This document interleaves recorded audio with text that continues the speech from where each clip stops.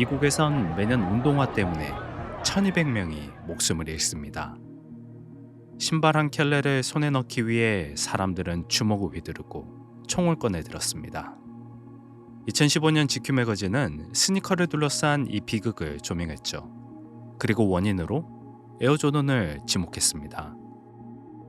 에어조던은 단순한 농구화가 아닙니다. 개성을 드러내는 방식이자 부를 과시하는 수단이죠. 그래서 신발 이상의 대가를 요구합니다. $100를 훌쩍 넘기는 가격, 한 달치 식비, 카드빚, 때로는 어린 생명까지. 투타임 N.B.A 올스타 스테판 마버리도 에어조던을 욕망했던 적이 있는데 돌아왔던 건 고통뿐이었죠. 백만장자가 된 마버리는 조던이 필요 없는 세상을 상상했습니다. I mean, now we're putting people in a situation where people don't have to go to funerals because of a pair of sneakers. 그리고 깨달았습니다. 조던보다 싸게 파는 것만으로는 그 꿈에 닿을 수 없다는 것을. 조던을 사줄 수 있어요? 몇 달째 입안에 맴돌다 흘러나온 질문에 어머니는 그 돈이면 한 달치 식비라고 답했습니다. 스테판 마버리는 7남매 중 6째였습니다. 그가 자란 곳은 뉴욕에서 손꼽히는 빈민가이자 악명 높은 마약 소굴 코니 아일랜드 프로젝트였습니다. 가난을 감당하기도 벅찬데 끈적한 마약의 유혹까지 견뎌내야 했죠. 지금 이야기를 이어나갈 수 있는 건 마버리가 해결책으로 마약을 선택하지 않았다는 거겠죠. 5 형제는 한 방과 한 침대 그리고 한 가지 목표를 공유했습니다. N.B.A에 입성해서 가족을 위험천만한 가난으로부터 구해내는 것. 마버리 차례에 이르러서야 그 간절한 바람이 이루어졌습니다. 20 long years. You waited for this day. And it's here. 조던의 후계자들로 가득 찼던 1996년 N.B.A 드래프트. 그날 4번째로 불린 이름은 스테판 마버리였습니다. 코비 브라이언트보다 8번째나 앞선 순위였죠. 마버리는 곧바로 기대에 부응했습니다. 팀 내 또 다른 특급 유망주 케빈 가넷과 함께 미네소타를 구단 역사상 처음으로 플레이오프에 진출시켰죠. 그리고 그의 신인왕 투표 2위에도 올랐습니다. 이후에는 에이스 자리를 쫓아 몇몇 팀을 옮겨 다녔습니다. 그 여정 가운데 올스타로 선정됐고 국가대표팀에도 이름을 올렸죠. 물론 뛰어난 활약을 선보인 건 맞는데 돌이켜보면 팬들은 마버리에게 스탯 이상으로 열광했던 것 같습니다. 움직임에서 아스팔트 냄새가 풍겼고 외모에서는 뉴욕 특유의 시크함과 스웨거가 흘러넘쳤죠. 물론 코치와 다투고 고집스러운 모습을 보이기도 했지만 점잖기만 했던 당시 리그 분위기 속에서 팬들은 오히려 마버리를 안티히어로로 추켜세웠죠. 2004년 뉴욕 닉스가 마버리를 고향으로 데려왔을 때 그의 컬트적인 인기는 절정에 달했습니다. 3시즌 연속 유니폼 판매량 탑5에 이름을 올렸는데요. 0506 시즌에는 오닐, 티맥, 르브론, 그리고 코비와 어깨를 나란히 했죠. 마버리는 그들 중 유일하게 그의 평균 득점이 20점을 넘지 못했고 올스타에도 뽑히지 않았습니다. 그리고 시그니처 슈즈도 없었죠. 때마침 스폰서 엔드원과의 계약이 끝났습니다. 인기와 실력 정점에 오른 10년차 베테랑은 사실상 커리어 마지막이 될 시그니처 슈즈 계약을 앞두고 있었습니다. 이번 계약에서 가장 중요한 건 얼마를 받느냐였습니다. 브랜드로부터가 아니라 소비자로부터 말이죠. 리그 10손가락 안에 드는 연봉을 받고 있던 마버리는 이제 돈보다 의미 있는 일을 하고 싶었습니다. 당시 세상을 바꾸고 싶다고 여기저기 말하고 다녔다죠. 그 막연한 바람을 한꺼풀 벗기고 욕망을 따라 차근차근 내려가다 보면 결핍에 도달하게 됩니다.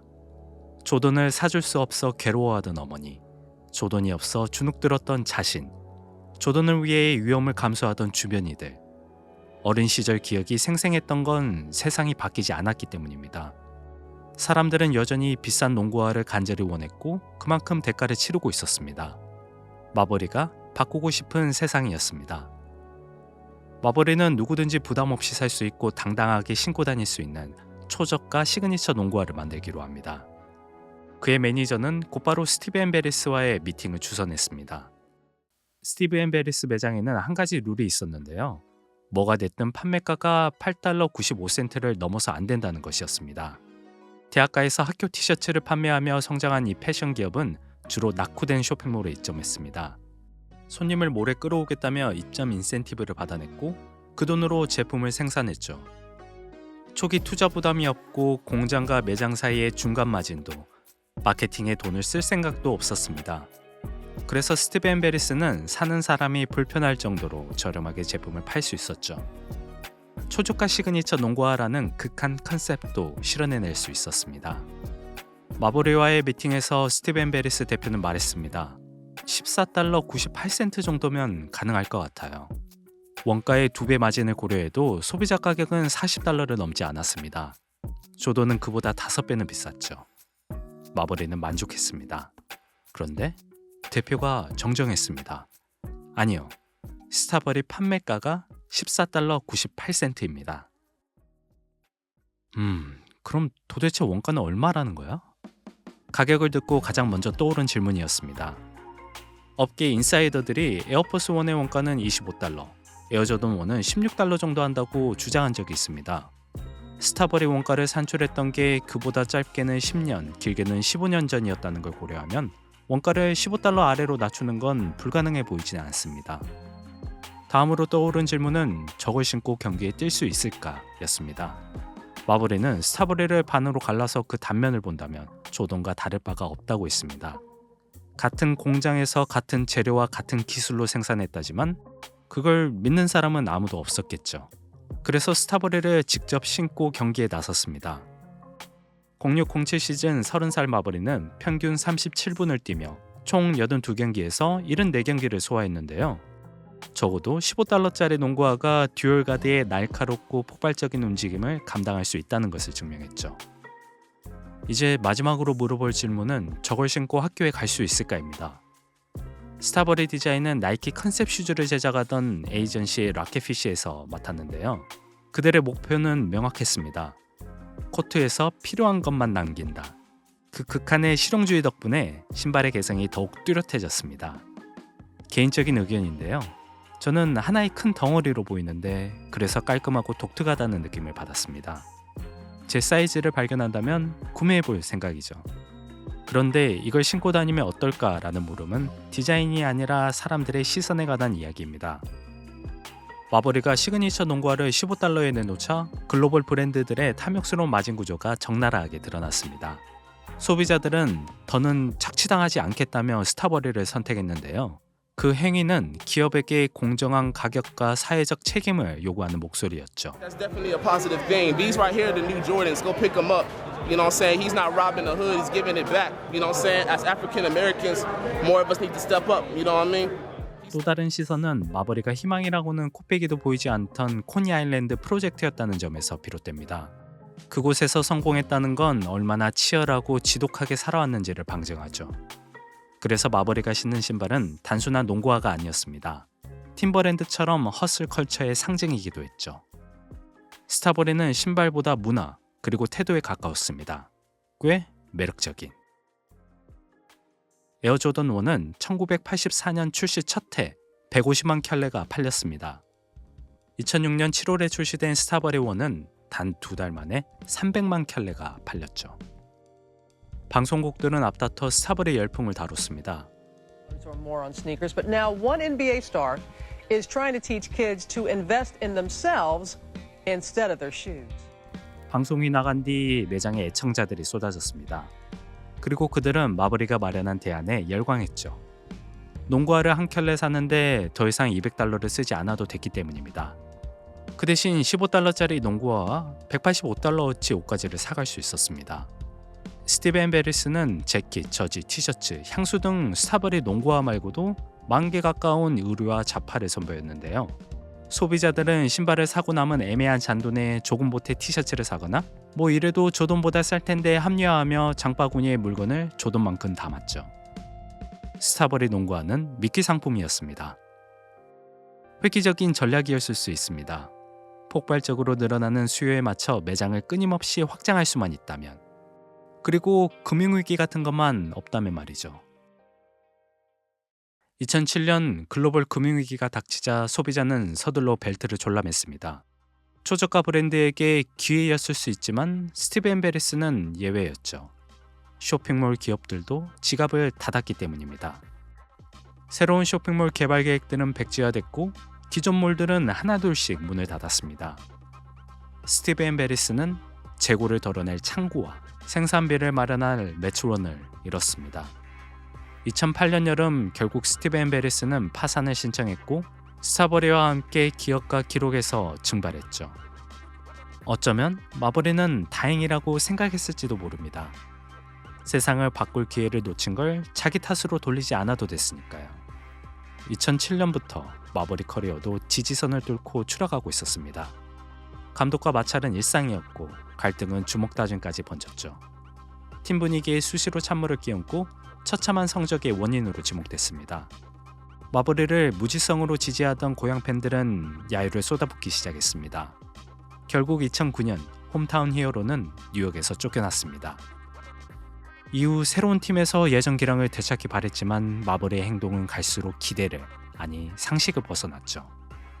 물론 삶의 버팀목이었던 아버지를 잃고 벌어진 일들이었지만 우리는 한물간 스타의 기획만 기억할 뿐이었습니다. 그래서 스티븐 베리스가 망하지 않았어도 14달러 95센트짜리 신발은 결국 사라졌을 것입니다. 스타버리는 곧 마버리였으니까요. 혼란과 유혹 속에서 벗어나 농구에만 집중하고 싶다는 바람은 마버리를 중국으로 이끌었습니다. 그가 정착한 팀은 베이징 덕스, 매년 하위권을 맴도는 전통 약체였죠. 계약 첫 해였던 2012년, 마버리는 팀의 첫 챔피언 타이틀을 안겼습니다. N.B.A 관계자들은 그 모습을 보고 30 중반의 듀얼가드가 경쟁력을 되찾았다고 판단했죠.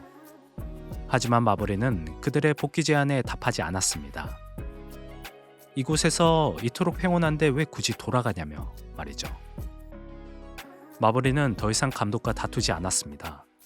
맡겨진 역할을 묵묵히 수행하며 오로지 우승에 집중했습니다. 이후 마버리는 베이징 덕스와 함께 2차례 더 정상에 올랐습니다.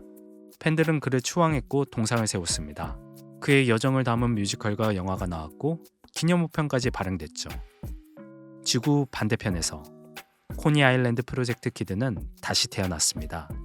보다 성숙한 사람으로, 그리고 마이클 조던의 버금가는 명성과 인기와 함께 2016년 마버리는 제2의 고향에서 스타버리를 다시 런칭합니다. 신발의 가격은 340위안을 넘지 않았습니다. 달러로 하면 49달러 95센트.